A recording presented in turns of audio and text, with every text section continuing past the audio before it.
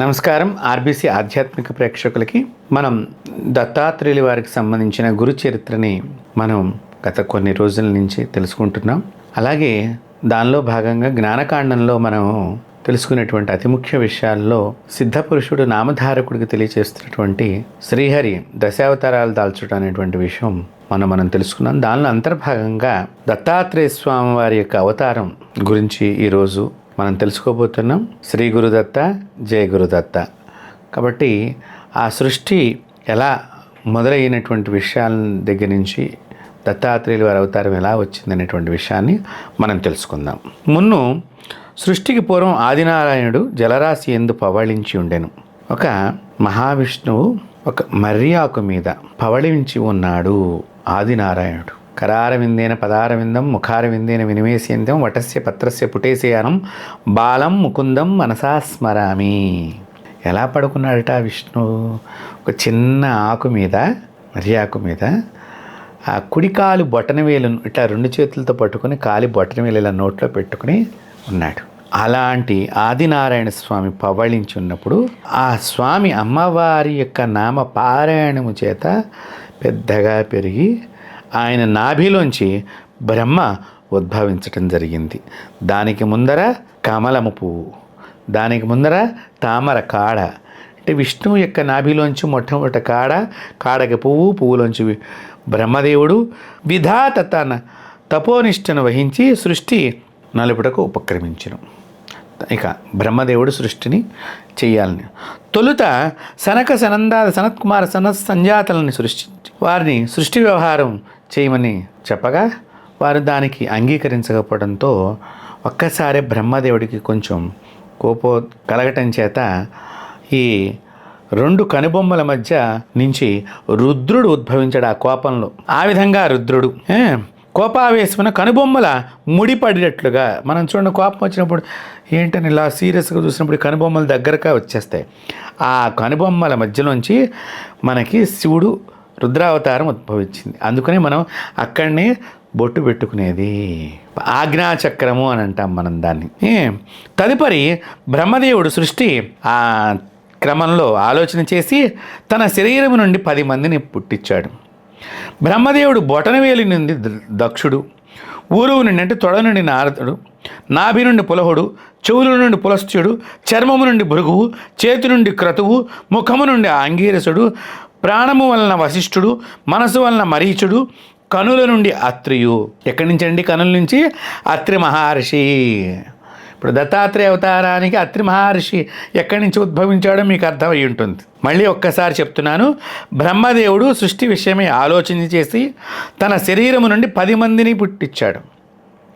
ఆ పుట్టించిన వాళ్ళు 10 మంది ఎలా పుట్టారు?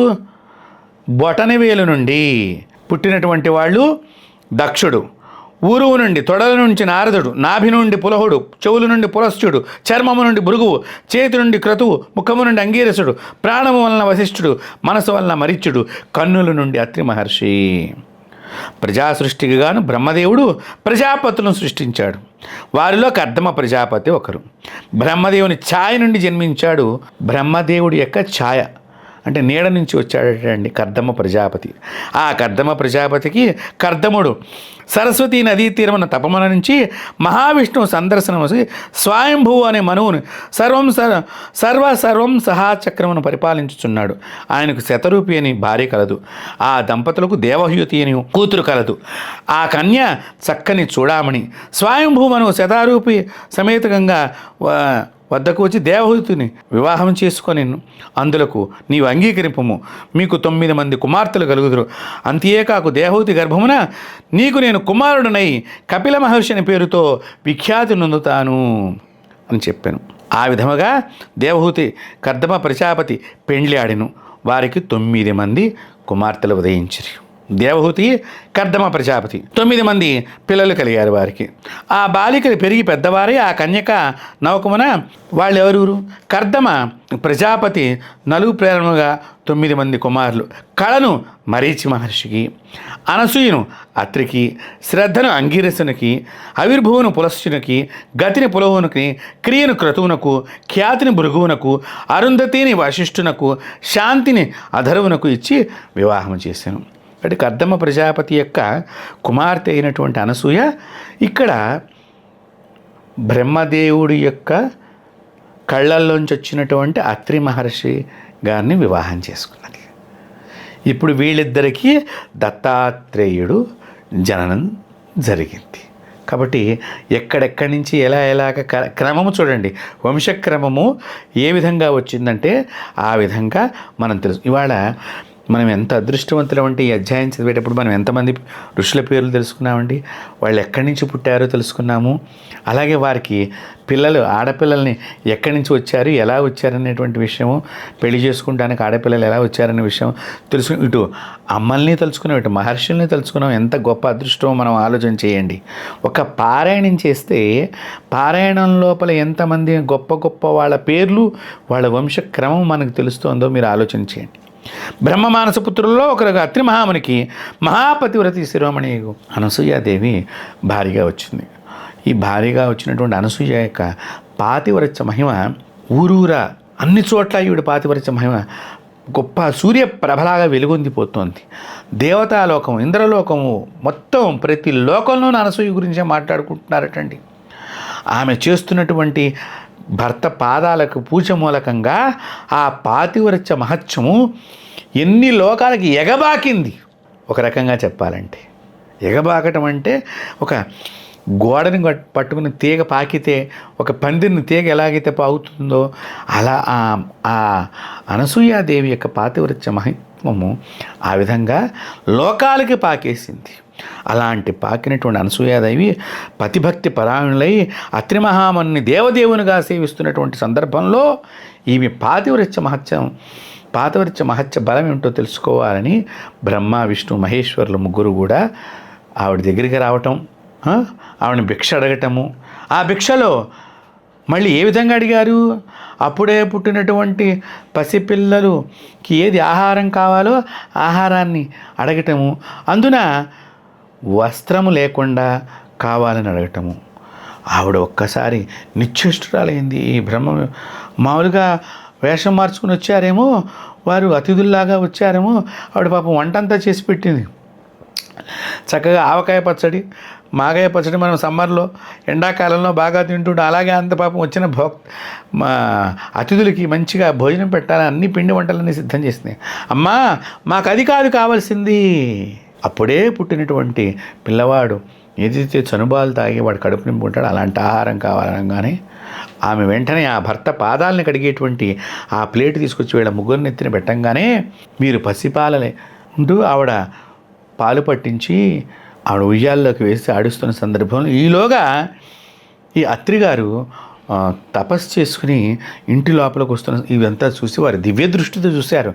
ఆహా, నా ఇల్లాల అనసూయాదేవి జగన్నాటక సూత్రధారి, జగత్కారకుడు, జగత్ రక్షకుడు అనేటువంటి మహావిష్ణువుని, జగత్తును లయం చేసుకునేటువంటి వాడిని, జగత్తును సృష్టించిన వాడిని ముగ్గురిని ఉయ్యాల్లో వేసి ఊపుతోంది కదా, ఆహా అని చెప్పేసి వారు ఆ దేవతల్ని ప్రార్థన చేసి, అయ్యా మీరు మా ఇంట వచ్చినందుకు చాలా సంతోషంగా ఉందని ఆ అత్రి మహర్షి వారిని మళ్ళీ ఆ ఉయ్యాల్లోంచి తీసి పెద్దవారిగా వారి మంత్రశక్తితో చేసి అడగంగానే మీరు ముగ్గురు కూడా, ఆవిడ ఒక్కటే అడిగిందిట, మీరు ముగ్గురు కలిసి నాకు పిల్లవాళ్ళుగా కావాలన్నప్పుడు దుర్వాస మహామునిగా శివుడు యొక్క అంశతో దుర్వాస మహాముని, బ్రహ్మ యొక్క అంశతో చంద్రుడు, విష్ణువు యొక్క అంశతో దత్తాత్రేయుడు పుట్టినప్పుడు ఈ ముగ్గురు కూడా ఆ యొక్క తల్లిదండ్రులని అత్రి అనసూయాదేవిని తల్లిదండ్రులుగా స్వీకరించారంటే మీరు చూడండి ఎక్కడెక్కడి నుంచి ఈ విధంగా దత్తాత్రేయుల వారి దగ్గరికి దుర్వాస మహాముని యొక్క శక్తిని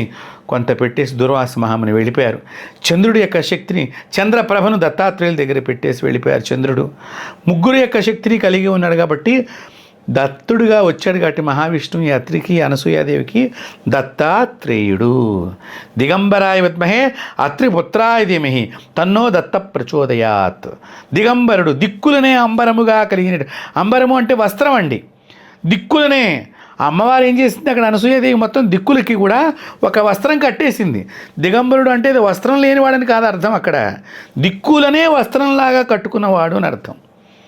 అంత గొప్ప దత్తాత్రేయుల వారు జననం ఆ తల్లి గర్భమున ఉదయించడం జరిగింది. అక్కడి నుంచి ఆ దత్తాత్రేయుల వారు జగద్గురువై, సద్గురువై, రాజగురువై అనేక మంది గురు పరంపరలోకి వారు అనేక మంత్రాలన్నింటినీ కూడా తదనంతరం అందించి ఒక కరావారి భక్తులు, ఒక ప్రహ్లాదుడు, ఒక వేదధర్ముడు, ఒక కార్తవీర్యార్జునుడు, సాక్షాత్తు ఆది శంకర భగవత్పాదుల వారు కూడా దత్తాత్రేయుల వారే కొన్ని మంత్రాలు ఉపదేశం చేసినట్లుగా కూడా మనకి ఈ గురులీలామృతంలో కనిపిస్తూ ఉంటుంది. కాబట్టి అలాంటి అనేక ఎన్ని యుగాల నుంచండి, ఒక యుగమా, కృతయుగం నుంచి కూడా కార్తవీర్యార్జునుడు సర్వకాల సర్వావస్థలందరూ కూడా దత్తాత్రేయ వారిని గురుదేవులుగా స్మరించు కృతార్థుడయ్యాడు. దత్తప్రభుల కృపకై ఆయా రాజ్యాల్లో ఆయా సమయాల్లో అనేక మంది దత్తోపాసన చేసినటువంటి వాళ్ళు ఉన్నారు. దత్తప్రభువులు పరిపూర్ణ కృపా కటాక్షాన్ని ఇచ్చేటువంటి అపర ప్రేమ స్వరూపి. అలాంటి పరశురాముడికి ఎన్ని ఉపదేశాలు చేశారు. ఒకరా యదు మహారాజు, భక్త ప్రహ్లాదుడు, వేదధర్ముడు, పింగళుడు, నాగుడు మున్నగవారు ఆరాధన చేత దత్త భగవాన్ అనుగ్రహం చాలామంది పొంది ఉన్నారు. నేటి కలియుగమున భక్త సంరక్షణార్థమై దత్తాత్రేయుల వారు శ్రీపాద శ్రీవల్లభులుగా ఉదయించారు. కాబట్టి దత్తాత్రేయుల వారు ఏ విధంగా మనకి వారి తల్లిగారు ఎక్కడి నుంచి వచ్చారు, వారి తండ్రి గారు ఎలా వచ్చారు అనే విషయంతో ఆ దశావతారాలలో ఎలా ఈ దశావతారాలు వస్తున్నాయి అనేటువంటి విషయంలో దానిలోంచి దత్తాత్రేయుల వారు ఎలా వచ్చారనే విషయాన్ని మనకి నామధారకుడికి ఈ సిద్ధపురుషుడు తెలియచేయటం అనేటువంటి విషయాన్ని మనం ఈరోజు ఈ గురు లీలామృతంలో మనం తెలుసుకున్నాము. కాబట్టి మనందరం అంతమంది ఋషులను తెలుసుకున్నాం, అంతమంది ఆశీస్సులు మనకి ఈరోజు లభ్యమయ్యాయి. కాబట్టి రేపటి అధ్యాయంలో శ్రీపాద శ్రీవల్లభులు ఏ విధంగా జనించారు, ఎక్కడ జనించారు అనేటువంటి విషయాన్ని తెలుసుకుందాం. అంతవరకు మనం కలిసి దత్తస్మరణం చేద్దాం. దత్తస్మరణే లోకరక్షణం. జై గురుదత్త, శ్రీ గురుదత్త.